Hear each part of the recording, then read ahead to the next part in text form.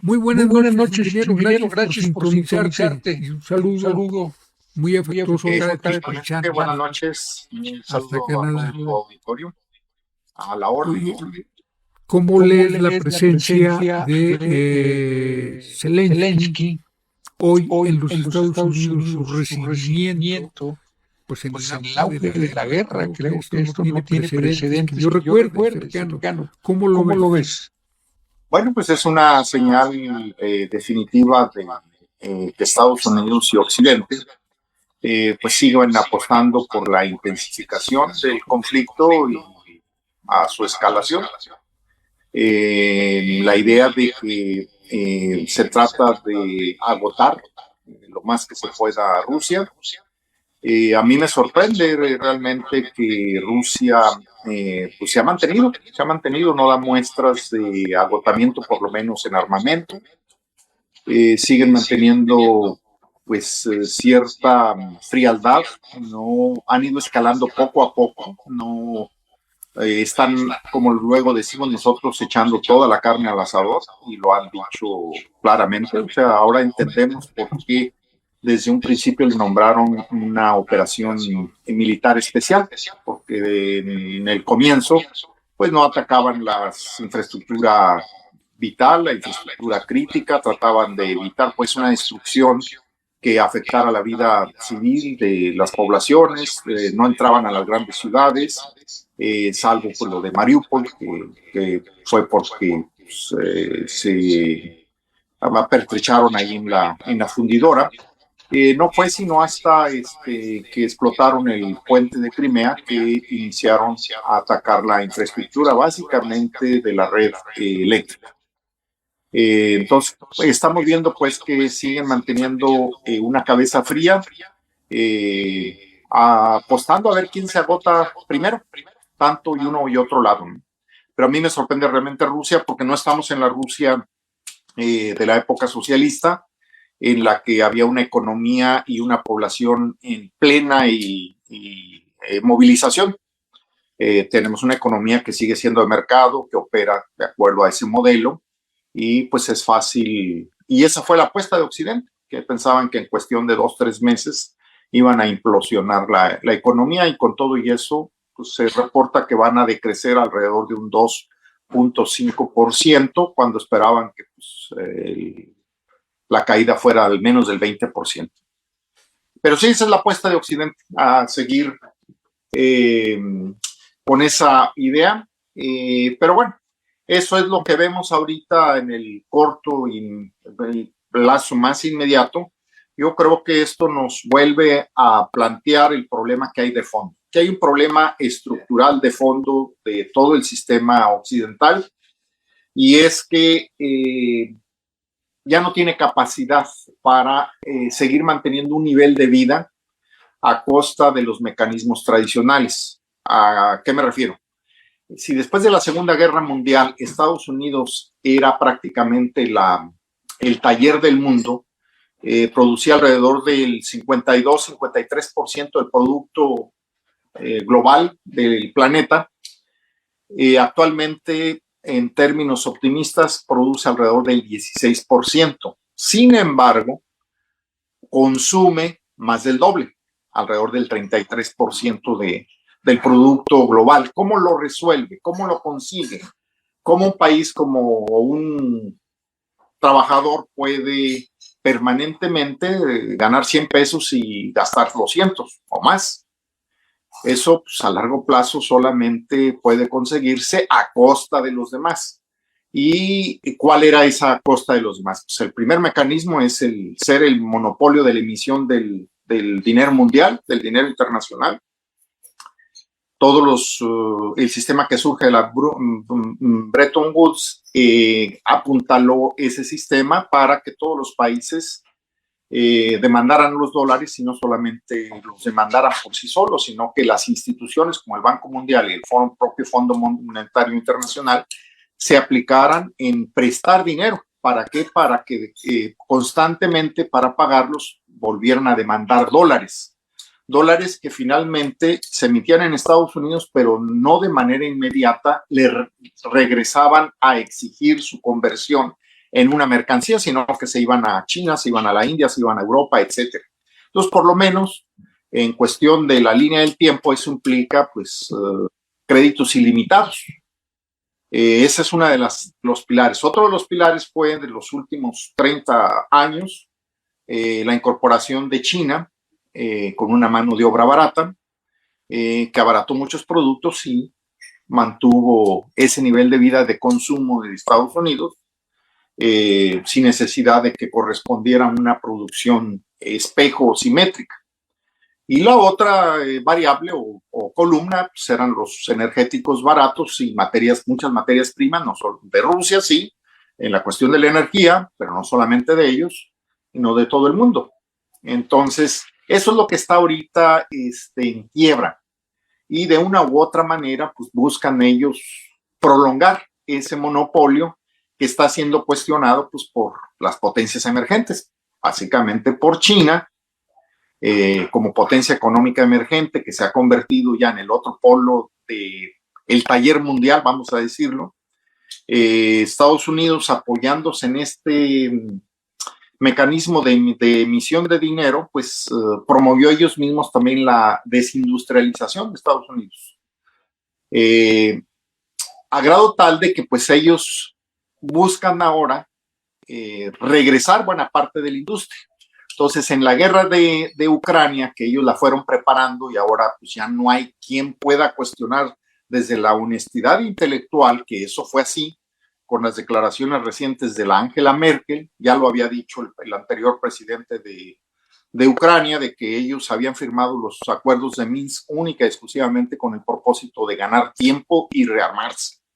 Eso también ahora uno de los garantes, que era Alemania, de esos acuerdos, pues un garante es el que va a contribuir a hacer todo lo posible que porque se cumplan, pues estaban jugando, estaban engañando a la otra parte. Lo que se busca, pues, es, por un lado,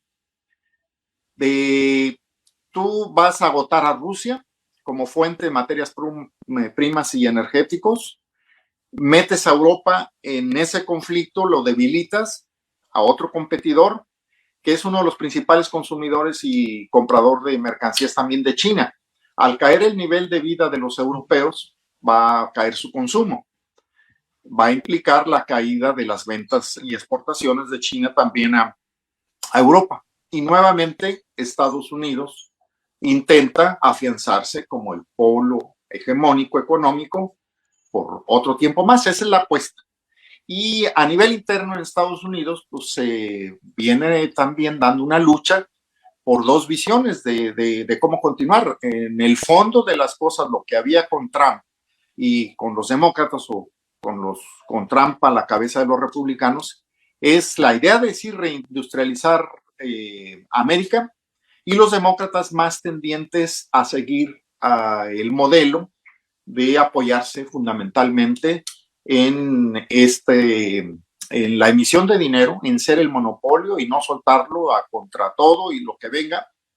Pero últimamente se ven pues que han entendido en las élites americanas de que pues tienen que echar mano de las dos variables, de los dos modelos. Tienen que reindustrializar América. Y al estar, por ejemplo, ellos imponiendo las sanciones, que aquí lo que sorprende es la falta de visión de las élites europeas, que se están haciendo harakiri ellas mismas, pues están motivando un proceso, aunque lento, pero sí consistente, de recolocación de las compañías, sobre todo que dependen mucho de energéticos. Nosotros sabemos que la compañía, por ejemplo, más grande de petroquímica es alemana y está en Alemania, pero depende del gas ruso.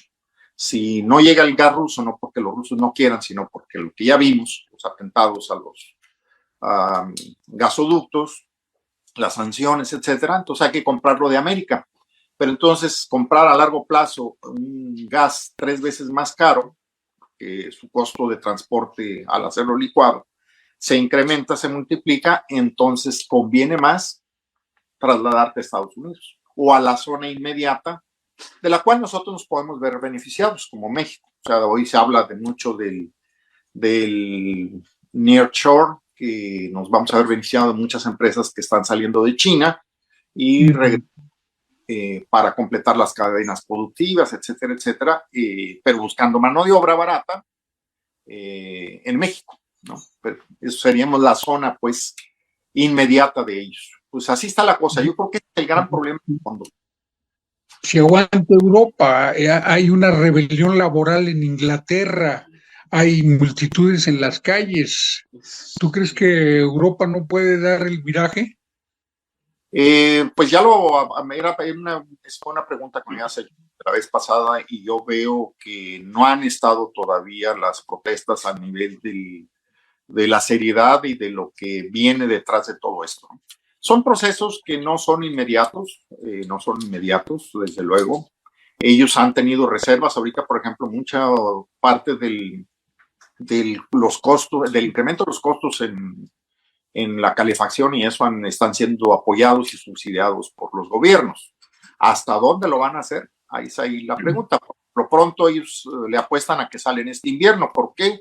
Porque lograron llenar todas sus reservas del mismo gas ruso y de alguna u otra manera van a intentar salir, pero a largo plazo la industria, no solamente la calefacción, pues no puede sostenerse como competitiva con costos 3 veces más altos.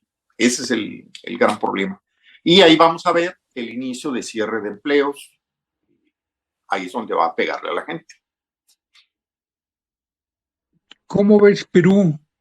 Seguimos en la de siempre, la política de América para los americanos, la que está practicando los Estados Unidos en el caso de Perú. ¿Cómo visualizas?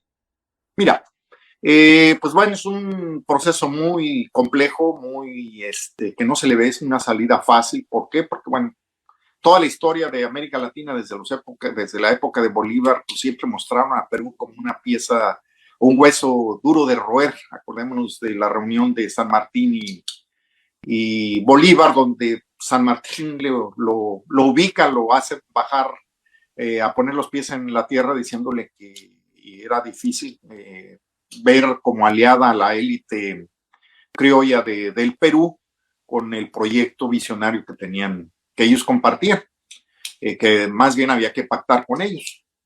Y pues así se dio.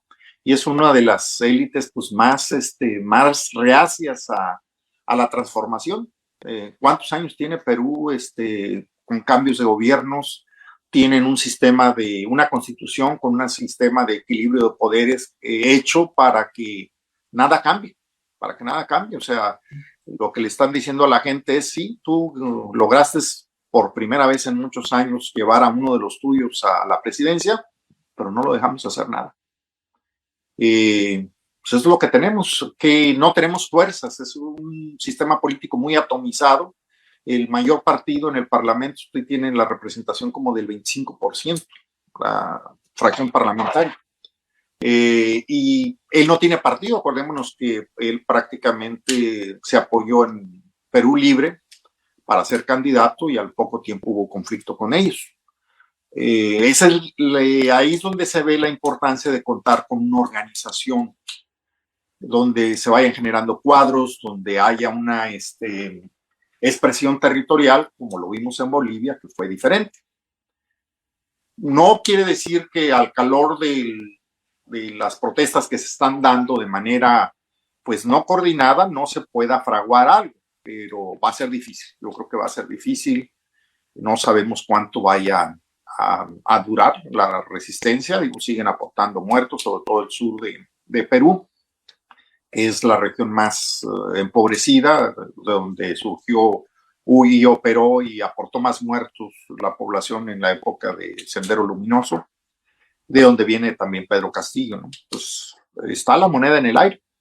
Y bueno, uniendo los dos temas, hace poco tenía una plática, una conversación de discusión con camaradas de izquierda donde siento yo que no hay una visión clara en la izquierda de lo que está pasando en el mundo. Y me decían que por qué yo soy simpatizante pues de la posición rusa cuando Rusia pues, dejó de ser socialista, no hay la gente no está muriendo ahí por una patria socialista o un nuevo gobierno, etcétera, etcétera. Yo les digo una cosa muy elemental. Mientras nosotros tengamos un poder hegemónico como el que opera actualmente en el mundo, unipolar, no hay esperanza de ningún cambio para ninguna izquierda realmente que se plantee, no digo desafiar el sistema capitalista, simple y sencillamente establecer un gobierno que aspire a ser de su país soberano y sujeto de su propia historia, ¿sí? No necesariamente que sea socialista o comunista y anticapitalista, simple y sencillamente por recuperar las grandes palancas que pueden permitirles un desarrollo autónomo o más autónomo posible. Eso no va a ser posible. Y si no nos quedó claro con la desaparición de Yugoslavia, se nos olvida que Yugoslavia, por ejemplo, fue la inspiradora o una de las impulsoras del movimiento de países no alineados. ¿Dónde quedó el movimiento de países no alineados después de la destrucción de Yugoslavia? No existe, no existe. ¿Por qué? Y Europa ahí jugó un papel también, pues, diciéndolo un poquito fuerte, nefasto, porque se adelantaban a reconocer independencias sin ponerse a pensar los problemas que había que resolver atrás de una declaración de independencia en países o en regiones que se mezclaron mucho las diferentes expresiones étnicas y nacionales, religiosas, que derivaron en conflictos y matanzas de civiles de uno y otro lado. Y eso mismo pasó en la Unión Soviética y hoy lo estamos viendo. Vimos que una aspiración un poco soberana, propia de Gaddafi, lo llevó a donde lo llevó. Y los balbuceos de Saddam Hussein de militar en contra del dólar o de hacer que las ventas de petróleo no se hicieran en dólares y se hicieran también en euros, ¿saben dónde están? Entonces le digo, si Rusia, que tiene pues un respaldo de armas estratégicas nucleares, no logra enfrentar un desafío de esa naturaleza, nadie lo va a hacer en la Tierra. Entonces, desde esa perspectiva, pues yo creo que es evidente para tener un margen de maniobra en este mundo, para el cambio. Porque si no si no te hacen una revolución de colores, si no te dan un golpe, pues te hacen lo que le están haciendo a Cristina en Brasil, lo que le hicieron a Evo Morales, lo que le hicieron a Lula, lo que le hicieron en Ecuador a quien era antes casi Dios en la tierra en su país y que ahora pues no se puede ni siquiera pisar a Correa, ¿no? Entonces, pues es muy complejo y además no solamente eso, que tenga capacidad, que tengan la voluntad, porque pues hay que pagar un precio muy alto. O sea, no solamente es que tengas capacidad, que tengas la voluntad de enfrentar un desafío que lo vemos en Europa, pues no hay esa voluntad de las élites de decir, aquí también somos un sujeto, tenemos interés, somos un centro de poder, vamos a buscar equilibrio, vamos a buscar una nueva arquitectura en la que sean considerados los intereses de todo el mundo. Europa yo creo que se fue a la de bruces pensando en que se iban a implosionar Rusia, que sus oligarcas iban a lograr consolidar el apoyo de la población tras ellos en contra de la guerra, y pues estaban listos como estuvieron en el 17 para entrar al reparto de una Rusia en desintegración. ¿Cómo ves en ese contexto, ya para finalizar esta conversación, la propuesta del presidente López Obrador que pondrá sobre la mesa el próximo 10 de enero con la visita del primer ministro de Canadá y del presidente de los Estados Unidos, la integración continental? Mira, yo creo que eso es una vieja demanda que nunca Estados Unidos quiso voltear a América, salvo cuando tenía problemas y había que aplicar el garrote. Acordémonos que después de la Segunda Guerra Mundial, ellos dirigieron muchísimas inversiones, no solamente con el Plan Marshall, sino sus propias empresas, a Europa fundamentalmente y al sudeste asiático. Y realmente nosotros en América fuimos muy desatendidos. En un mundo en el que se están configurando regiones, yo creo que hay la posibilidad de que ellos entiendan de que su zona natural de influencia pues, es el continente americano. No porque yo esté de acuerdo con su doctrina Monroe, pero si tiene una visión realmente estratégica, le sirve más América próspera que una América con problemas migratorios, con violencia y con todo lo demás, en un mundo donde se van a configurar zonas muy claras. Ahora, pues ya hubo el intento, acordémonos, a finales de los años 90 de crear una especie de tratado de libre comercio de todas las Américas. El problema es cómo lo quieren instrumentar. Y América Latina ha hecho intentos, pero pues no logra consolidarlos, de integrarse. Y creo yo que, por ejemplo, aquí nuevamente se muestra el enorme desafío que es la integración cuando tú no tienes una soberanía, un control soberano sobre la moneda. Por ejemplo, el Mercosur, que es yo creo que la experiencia más avanzada que ha dado América Latina de integración regional, con un polo que lo forman Brasil y Argentina, a la misma manera que en Europa, Alemania y Francia. Ellos lograron nuclear pues, un espacio económico, pero si tenemos el control de Estados Unidos de un país como Argentina, siempre endeudado, que va a demandar siempre dólares, aun cuando Brasil sea uno de sus principales socios económicos, ella está obligada, Argentina, a comerciar en dólares porque tiene compromisos muy grandes en dólares. Entonces eso impide, por ejemplo, que se genera una moneda de ellos, de ese espacio propio. Y bueno, para lo que tú me dices, Lula ya anunció que uno de sus proyectos es dar pasos en serio a crear una moneda de América Latina. Ahora, yo no creo que eso se logre fácil. La propia euro se llevó sus 30 años. Pero, por ejemplo, yo creo que sí se puede ir avanzando en que por lo menos iniciemos a hacer comercio entre los países de América Latina en nuestras propias monedas. Eso sí lo podemos hacer. Eso no cuesta mucho. Pero a ver, eso es lo que yo quiero ver. La propuesta puede ser interesante, pero ¿cómo estamos pensando instrumentarlo? Bajo el esquema clásico de lo que presume tanto México, de que somos uno de los países que ha suscrito la mayor cantidad de tratados de libre comercio, un simple tratado de libre comercio, o realmente vamos a integrarnos en sistemas educativos para dar respaldo a esa reindustrialización, a erradicar las cadenas de suministro aquí en el continente americano, las cadenas de producción también. Mira, cuando empezó el gobierno de López Obrador, yo mandé varios proyectos para que se propusieran en las negociaciones de lo que tanto ha insistido el presidente de invertir en América Central para mitigar lo de la migración. Yo les insistí mucho en la Secretaría y a quien me quiso escuchar, que de una u otra manera están relacionados con las negociaciones con Estados Unidos, de que nos olvidemos de que ellos van a dar un peso, ellos no dan un peso, a nadie le dan un peso. Pero sí deberíamos de tener la capacidad de generar propuestas que a ellos les resuelvan problemas a los americanos.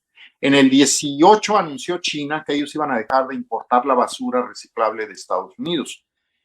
China estuvo importando muchísima reciclable, lo que es cartón, aluminio, latas, plástico y todo eso, y lo volvió a convertir en materia prima y envases y juguetes y lo que tú quieras. Pero ellos se dieron cuenta que Estados Unidos no observaba los estándares convenidos. Eso favorecía mucho porque como Estados Unidos tiene un déficit comercial muy grande con China, era muy fácil que el barco llegara a Estados Unidos, sobre todo en la costa del Pacífico, lleno de contenedores, y para que no se fuera vacío y aprovechar el viaje se llevaban todo el reciclaje de medio oeste hasta toda la costa. China dijo ya no, se acabó, y Estados Unidos no tenía la capacidad y la infraestructura de reciclar su propia basura. Entonces yo les planteé por qué no diseñamos una propuesta para que en América Central, del lado del Golfo y del lado del Pacífico, los americanos inviertan en plantas recicladoras que generen empleos, se lleven ellos la basura para allá, la reciclen bien. Ni siquiera planteé yo México. Y lo primero que me dijeron, no, es que Estados Unidos es muy difícil y no va a cumplir los acuerdos. Ya sabes, yo sé que es difícil, pero ¿qué dio como resultado? Por miedo a que no cumplieran, México ahorita es el principal receptor de esa basura bajo ningún acuerdo. ¿A dónde va? No sé. No sé a dónde va. ¿Qué control hay? No sé. Entonces, ¿qué queremos? Que haya un acuerdo con ciertas reglas mínimas para pues, la sanidad, la seguridad, etcétera, que además nos genere empleos, que no se vayan allá hasta China. No lo hicimos. Nadie me escuchó de eso. Y así como esas, les hice varios proyectos. Entonces se cree que ellos van a ir a hacer un programa como el que está haciendo México de Sembrando, y a ellos no les interesa eso. A los Estados Unidos hay que interesarlos con proyectos que a ellos les resuelvan problemas y les generen plata. Sí lo hay, pero pues hay que ponernos a pensarle y de olvidarnos del discurso genérico nada más de decir inviertan aquí. Sí, pues ellos te van a invertir en lo que te van a pedir. ¿En qué? Pues en tu industria eléctrica, lo que saben que da seguro y rápido, en tu minería, ¿sí? Y pues es lo que está en Perú ahorita, de que este gobierno intentaba, balbuceaba la posibilidad de ponerle coto a explotaciones petroleras en el Amazonas, a mineras, acotarlas un poquito en su desenfreno que tienen tan depredador. Ya está, rapidísimo, Caño. Pues muchísimas gracias, ingeniero. ¿Cuándo te tenemos acá de visita en Zacatecas? Híjole, caray, pues no tenemos ni a quién encargarle el arpa, esa es la verdad. Y ya te lo había dicho, aquí ya tenemos a la comunidad más grande después de Estados Unidos, de mexicanos, pero no solamente no nos están ampliando personal, nos están quitando personal. Entonces hay que hacer mucho más con mucho menos. Y pues no hay ni para dónde hacerse. ¿Te parece que hagamos un balance de esa cumbre que habrá de América del Norte en enero? Me pongo en contacto contigo, ¿te parece? Perfecto, cómo no. Intentamos, con mucho gusto. Un gran abrazote. Hasta luego. Buenas noches. Saludos. Es el ingeniero Atanasio Campos Viramontes, es un zacatecano egresado de la Universidad Autónoma de Zacatecas, que tiene una ya muy sólida carrera diplomática. Él ha sido ya diplomático en varios países. En Rusia estuvo en Rusia, en Dinamarca, en Estados Unidos, ahora en Canadá. Y bueno, pues es de los que le dan continuidad a la diplomacia mexicana y que son de origen zacatecano. Tenemos muchos que han participado en la política exterior. Algún día haremos una reseña, un relato de las aportaciones zacatecanas a la política exterior del país, que sí hay y que a veces no son ponderadas tal como procede